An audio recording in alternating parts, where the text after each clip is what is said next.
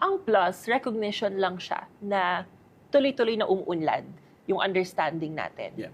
In fact, when it first started, yung gay rights movement, ganun lang siya, gay and lesbian. Pero nalaman natin, ay, wait lang, oo nga, may mga kapatid tayo na nakakagusto naman sila, kapwa babae, lalaki. So, bisexual, di ba? And then eventually, may mga tao rin na, gets ko naman, pero parang ayaw ko nabigyan ng label yung sarili ko. Pwede ba? Di ba? So, may queer. And then we started to realize na we have to be comfortable with the fact na we don't know everything yet. Yes. Basta we know na diverse ang kasarian. Yeah. Patuloy siyang umuunlad. So, lagyan na lang muna natin ng plus. Diba? To recognize na it's evolving.